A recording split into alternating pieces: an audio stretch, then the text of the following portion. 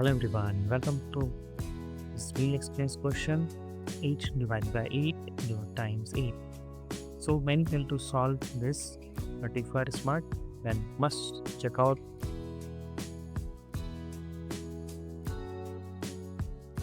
Hello everyone and welcome back to Wheel Explains. Today I come with this very tricky math question 8 divided by 8 divided by 8 times 8.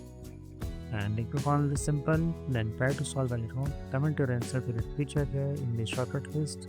I will solve for them who don't want to solve, or for those who simply want to check their answer. Here we can see we are three operations, that is division, and multiplication.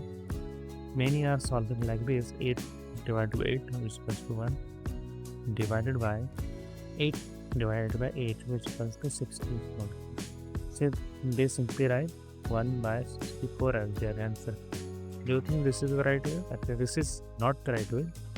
I will show you how you can solve with next, or you can say order of operation. We will rewrite our question here: 8 divided by 8 divided by 8 times 8. As you know, multiplication division is the same priority, and in that case we have to operate left to right.